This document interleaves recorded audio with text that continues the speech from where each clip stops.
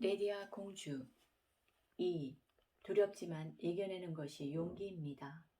무진장 황자가 검은 제국으로 떠난 후 얼음 왕비와 보석 공주는 자기 방에 들어가서 문을 걸어 잠그고 나오질 않았다. 샛별왕은 커다란 정신적 충격을 받고 자리에 눕고 말았다. 레디아 공주가 샛별왕을 대신해서 아홉별 왕국의 일을 처리해야 했다. 책갈피 왕자는 레디아 공주에게 자신이 틀어진 동맹을 다시 복원하고 아홉별 왕국을 지켜내겠다고 말했다. 전에는 레디아 공주가 책 왕국과 비단 왕국을 설득해 동맹을 성사시켰지만 이번에는 레디아 공주가 아홉별 왕국을 떠날 수가 없는 상황이었다. 레디아 공주가 자리를 비우면 그 틈을 노리고 얼음 왕비와 보석 공주가 무슨 일을 벌일지 알 수 없었다. 책갈피 왕자는 동맹을 복원시킬 방법을 찾기 위해 백방으로 노력했지만 기대한 성과는 나오지 않았다. 열린 입에 현란한 말솜씨 때문에 검은 제국의 위세에 지레 겁을 먹은 동맹국의 대신과 상인들은 자신들의 단기적인 안위에만 관심을 가질 뿐 장기적인 위협까지 걱정할 여력이 없었다. 책갈피 왕자가 일곱별 왕궁의 도서관에서 검은 제국에 관한 자료들을 산더미처럼 쌓아놓고 묘수를 찾고 있었다. 하지만 어깨를 짓누르는 걱정 때문에 공부가 눈에 잘 들어오지 않았다. 책갈피 왕자가 자기도 모르는 사이에 긴 한숨을 내쉬었다. 그때 등 뒤에서 위로하는 따뜻한 목소리가 들렸다. 힘이 드십니까? 책갈피 왕자처럼 묘수를 찾기 위해 도서관을 찾은 레디아 공주였다. 책갈피 왕자가 레디아 공주를 반갑게 맞으며 앞쪽 자리를 권했다. 도무지 답이 보이지 않습니다. 책갈피 왕자는 그동안 자신이 동맹을 복원하기 위해 노력했던 갖가지 이야기를 하소연하듯 늘어놓았다. 동맹을 복원할 확률은 1% 정도라고 생각합니다. 그래서 99가지 방법을 찾아내 시도해봤지만 모두 허사였습니다. 아홉별 왕국의 힘만으로 검은 제국의 공격을 막아내는 것은 불가능합니다. 이제는 정말 끝인가 봅니다. 긴 이야기를 끝까지 들은 레디아 공주는 축 늘어진 책갈피 왕자와 반대로 반색을 하며 말했다. 그렇다면 잘 됐네요. 영문을 알 수 없는 책갈피 왕자가 심통이 나서 볼멘 소리로 물었다. 아홉별 왕국과 레디아 공주님의 운명이 태풍 앞에 촛불 신세인데 잘 됐다니요. 레디아 공주가 예쁘게 눈웃음을 지으며 대답했다. 성공할 가능성이 1%라면 결국 성공은 나머지 99%의 실패를 얼마나 빨리 소진하느냐에 달려있는 셈입니다. 99번 시도해서 99%의 실패 가능성을 소진했으니 이제 마지막 남은 한 가지 방법만 시도해보면 되는 거 아닙니까? 성공할 가능성이 무척 높아졌으니 잘 되었지요. 레디아 공주의 그럴듯한 해명을 들은 책갈피 왕자도 웃음을 지을 수밖에 없었다. 책갈피 왕자님이 아홉별 왕국을 위기에서 구할 수 없다고 믿는다면 그 믿음대로 될 것입니다. 그리고 아홉별 왕국이 위기를 벗어날 수 있다고 믿는다고 해도 역시 그 믿음대로 될 것입니다. 길몽을 꾸시겠습니까? 아니면 악몽을 꾸시겠습니까? 레디아 공주의 말을 들은 책갈피 왕자는 아직 시도하지 않은 방법이 무엇인지 골똘히 생각하다가 정신이 번쩍 들었다. 지금까지 직접 찾아가서 눈을 보며 설득하지는 않았습니다. 소용없다고 생각했기 때문에. 거대한 바람이 불어오고 있습니다. 배의 선장은 바람의 방향을 바꿀 수는 없습니다. 하지만 배의 방향을 결정할 수는 있죠. 한쪽 문이 닫히면 다른 쪽 문이 열린다고 생각하세요. 아무도 믿지 않을 때의 가능성을 찾아내고 끈질기게 매달리는 사람이 승자가 됩니다. 책갈피 왕자는 가슴속에서 용기가 솟구치는 걸 느꼈다. 전에는 레디아 공주님이 먼 길을 떠나 아홉별 왕국을 위기에서 구했습니다. 하지만 지금은 나라 사정상 레디아 공주님이 왕궁을 비우면 안 됩니다. 이번에는 제가 아홉별 왕국과 레디아 공주님을 위해 길을 떠나겠습니다. 책갈피 왕자가 먼 길을 떠날 채비를 마치고 레디아 공주에게 잠시 작별을 구하러 찾아왔다. 레디아 공주는 책갈피 왕자의 옷무새를 고쳐주며 작별의 아쉬움을 달랬다. 두려우십니까? 레디아 공주의 물음에 책갈피 왕자가 솔직하게 답했다. 두렵습니다. 두려워하지 않는 것이 용기가 아닙니다. 두렵지만 이겨내는 것이 용기입니다. 육지에 가만히 앉아서 좋은 선장이 될 수는 없습니다. 바다에 나가서 무서운 폭풍을 만난 경험이 유능한 선장을 만드는 법이죠. 사람의 참된 용기는 인생의 가장 곤란한 때에 나타납니다.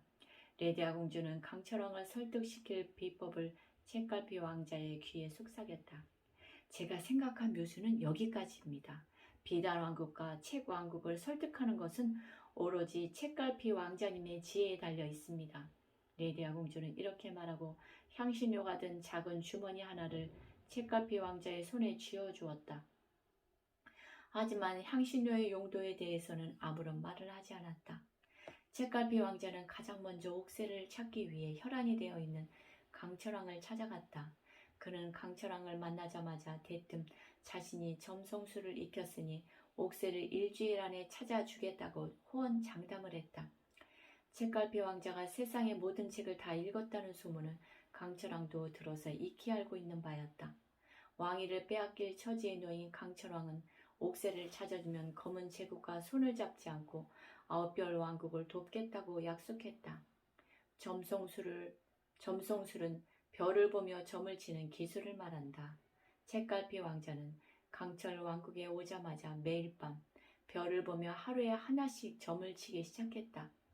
내가 9별 왕국의 시장에 개업한 식당에서 큰 불이 났구나. 다행히 다친 사람은 없지만 건물을 수리하려면 돈이 꽤 들겠는걸?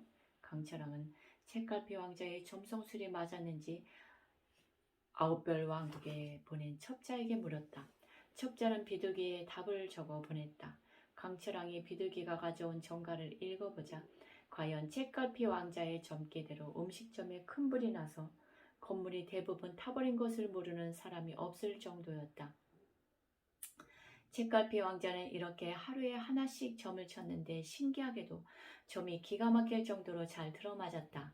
그의 점괘가 들어맞을 때마다 사람들은 눈이 휘둥그레져서 할 말을 찾지 못했다. 점을 치기 시작한 지 6일째 되는 날 별을 관찰하던 책갈피 왕자가 안타까운 듯 혼잣말을 했다. 안타깝다. 오늘이라도 내게 잘못을 고백하고 용서를 빌면 털끝도 다치지 않고 살 수 있는 길이 있는데 그는 왜 아직까지도 살 길을 찾지 않는 걸까? 내일이면 내가 범인을 잡을 것이고 그렇게 되면 그는 반드시 죽임을 당할 텐데. 구름처럼 모여 책갈피 왕자의 점괘를 듣고 있던 구경꾼들 중에는 옥새를 훔쳐간 범인도 섞여 있었다. 그는 옥새를 찾으러 온 책갈피 왕자가 귀신 같은 예언 능력이 있다는 말을 듣고 걱정이 돼서 찾아온 참이었다. 전쟁통에 옥새를 훔치긴 했는데 자칫하다가는 목이 달아날 지경이었다. 그는 두려움에 떨다가 결국 그날 밤에 책갈피 왕자가 머무는 방을 찾아갔다. 옥새 도둑이 겁먹은 표정으로 자신을 찾아오자 책갈피 왕자는 그가 옥새를 훔친 도둑이라는 것을 금세 알아차렸다. 책갈피 왕자가 전후 사정을 지레짐작하고는 위험 있는 목소리로 외쳤다. 이 옥새 도적놈아, 내가 6일이나 기다려줬는데 이제야 찾아오다니. 그렇잖아도 내일은 강철왕에게 내 이름을 말씀드리려고 하던 참이었다. 옥새 도둑이 사색이 돼서 무릎을 꿇고 절을 하며 애원했다. 왕자님, 제발 목숨만 살려주십시오. 내 점괘대로 이 밤이 지나기 전에 죄를 고백하면 살 길을 알려줄 것이고 거짓을 고하면 그대로 강철왕에게 데려갈 것이다. 죄를 고백하려는 말에 옥새 도둑이 옥새가 있는 곳을 줄줄 풀었다. 옥새는 마을 우물에 빠뜨려 두었습니다. 옥새의 행방을 알아낸 책갈피 왕자는 속으로 쾌재를 불렀지만 얼굴 표정은 여전히 엄숙한 상태를 유지했다. 내 놈이 이제야 바른 말을 하는구나. 나는 이미 다 알고 있었느니라. 하지만 내 목숨을 건져주기 위해 이렇게 참고 기다리고 있었다. 옥새 도둑은 살 길을 알려달라며 연신 빌었다. 책갈피 왕자는 이 길로 강철 왕국을 떠나 다시는 돌아오지 않는 것이 목숨을 부지하는 유일한 길이라고 알려주었다. 살 길을 찾은 옥새 도둑은 그대로 강철 왕국을 떠나 다시는 돌아오지 않았다. 약속한 일주일이 되자 강철왕이 초조한 기색으로 재촉하듯 물었다. 옥새는 찾았는가? 책갈피 왕자가 고개를 끄덕거렸다. 그래, 어디에 있는가? 책갈피 왕자는 옥새가 있는 곳을 말하기 전에 검은 제국 대신 9별 왕국을 돕겠다는 약속을 다시 한번 확인했다. 강철왕은 옥새를 찾으면 그 약속을 문서로 만들어 옥새를 찍어주겠다고 말했다.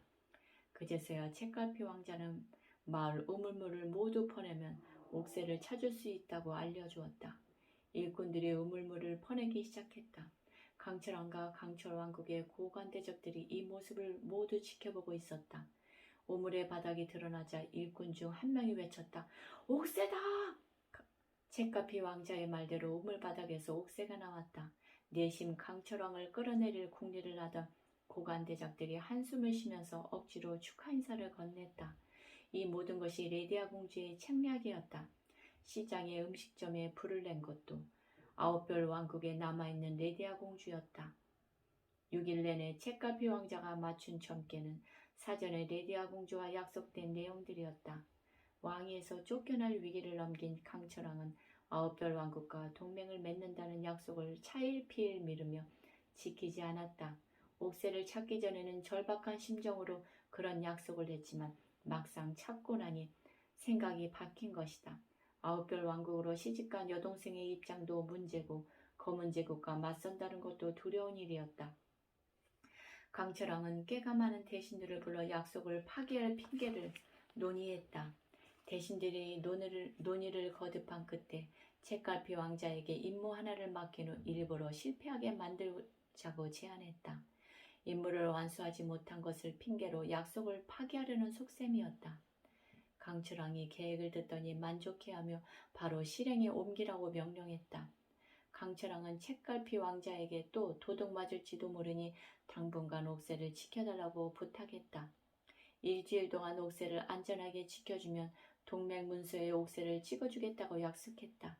책갈피 왕자는 강철왕에게 꿍꿍이 속이 있을 거라는 짐작을 했지만 제안을 거절할 수는 없었다. 일주일 동안 옥새를 안전하게 지켜내고 동맹을 맺어야 했다.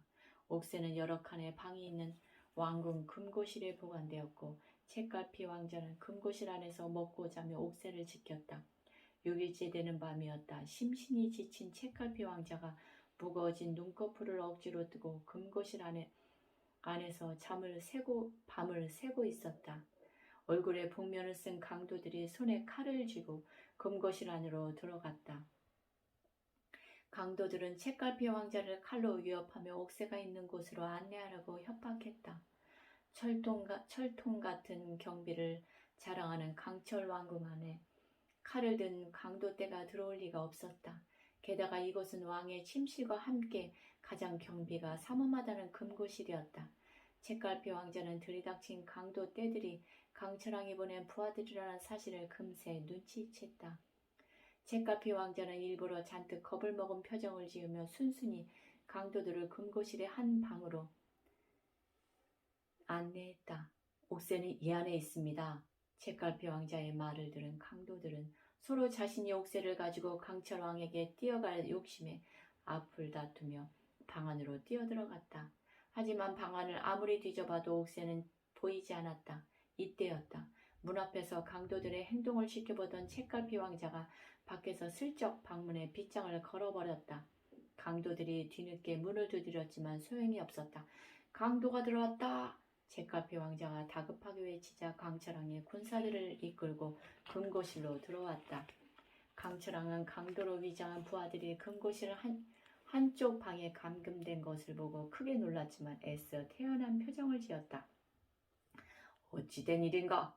강도가 들어왔길래 기지를 발휘해서 옥새가 있는 방 안에 가두어 놓았습니다. 어서 강도들을 체포하시고 옥새를 가져가시죠. 강철왕의 군사들이 빗장을 풀고 안으로 들어가 강도들을 체포했다. 하지만 어디에도 옥새는 보이지 않았다. 옥새를 내놓아라. 책갈피 왕자가 강도들에게 명령했다. 옥새 도둑으로 몰린 강도들은 억울한 표정을 지으며 강철왕에게 하소연했다. 폐하, 저희들은 억울합니다. 저희들은 그저 폐하의 명을 받고 옥새를 훔치러 왔다가 책갈피 왕자의 묘수에 빠져 방 안에 갇혀 있었을 뿐입니다. 방 안에 옥새는 없었습니다. 저희는 이 안에 꼼짝없이 갇혀 있었는데 옥새를 어디에 숨겼겠습니까? 강도들은 옥새 도둑으로 몰리자 당황해서 자신들이 사실은 강도가 아니라 강철왕의 명령을 받은 부하임을 스스로 고백해버리고 말았다. 책갈피 왕자는 전후 사정을 이미 모두 알고 있었으면서도 마치 방금 안 것처럼 깜짝 놀라며 강철왕을 압박했다. 아니 폐하, 그럼 이들이 강도가 아니라 폐하의 부하들이었단 말입니까? 그럼 일부러 제게 옥새를 지키라 하시고 그 옥새를 훔쳐낸 후에 이를 빌미로 약속을 지키지 않으려 하셨단 말이군요. 저는 폐하의 옥새를 찾아드렸는데 어떻게 제게 이러실 수가 있습니까? 강철왕은 체면이 말이 아니게 되어버렸다. 게다가 가장 중요한 것은 옥새가 사라졌다는 사실이었다. 강철왕으로서는 다시 왕권이 위협받는 상황이 벌어진 셈이었다. 그는 체면을 내려놓고 다시 책갈피 왕자에게 부탁을 해야 했다. 내가 중요한 실수를 했네. 모든 것이 나의 잘못이네. 한 번만 너그럽게 봐주고 다시 점을 쳐서 옥새를 찾아준다면 다시는 군말하지 않고 동맹 문서를 작성하겠네. 책갈피 왕자는 쉽게 화를 풀지 않았다. 강철왕은 여러 번 사과하고 부탁하는 수모를 겪어야 했다. 책갈피 왕자는 수차례 약속을 받은 후에야 점성술을 사용해 옥새를 다시 찾아주겠다고 말했다. 사실 옥새는 강도들이 갇힌 방 안에 처음부터 없었다. 옥새를 안전한 장소에 숨겨둔 사람은 책갈피 왕자였다. 그는 강철왕의 속셈을 눈치채고 이를 역이용해서 승기를 잡았던 것이다. 다음날 아침 강철왕과 약속한 일주일이 되자 책갈피 왕자는 숨겨둔 장소에서 옥새를 꺼내 강철왕에게 건네주었다. 강철왕은 허탈한 표정으로 옥새를 손에 쥐고 혼잣말처럼 중얼거렸다. 강철왕국과 아홉별왕국은 오랫동안 라이벌 관계를 유지했네. 이번 기회에 아홉별왕국을 누르고 확실한 힘의 우위를 차지하려 했는데 허사가 되어버렸군. 책갈피 왕자가 강철왕을 위로하며 말했다. 제가 태어난 책 왕국에는 각지에서 수입한 동물들을 모아놓은 동물원이 있습니다. 그런데 어느 날 세계적으로도 몇 마리 남지 않은 퓨마 한 마리가 동물원에 들어왔습니다. 책 왕국에서는 이 귀한 손님을 잘 모시기 위해서 동물원 내부에 방대한 자연림을 단독으로 떼어 퓨마에게 제공하였습니다. 하지만 이상하게도 퓨마는 좀처럼 사냥에 나서지 않고 관리인이 던져주는 고깃덩이를 먹고는 온종일 동굴에 틀어박혀 잠만 자는 것이었습니다. 우리는 도대체 무엇이 부족한지를 알 수가 없었습니다. 그런데 아홉별 왕국의 물부 스님이 책 왕국을 방문하셨다가 이 사실을 아시고는 이렇게 말씀하셨습니다. 늑대 몇 마리를 풀어놓으세요. 라고 말입니다. 그 말씀대로 하자 모든 것이 변했습니다. 늑대가 나타난 후부터 퓨마는 더 이상 낮잠을 자지 않았고 동굴 안에 처박혀 있지도 않았습니다. 수시로 주변을 순찰하며 영역을 지키고 산 위에 올라가 목을 쭉 빼고 포효하기를 반복했습니다. 늑대를 만나면 사납게 으르렁거리며 겁을 주기도 했습니다. 강철왕은 이야기를 흥미있게 듣고 있었다. 그 이야기에서 나는 무엇을 깨달아야 하나? 긴장감을 주는 라이벌은 재앙이 아니라 축복입니다. 특히 아홉별 왕국처럼 뛰어난 라이벌이라면 더더욱 그렇습니다. 그러니 동맹을 맺는 것을 슬퍼하지 마십시오. 이는 강철 왕국에게도 축복이 될 것입니다. 강철왕이 기쁜 마음으로 아홉별 왕국과 동맹을 맺는 문서에 옥새로 도장을 찍었다. 감사합니다.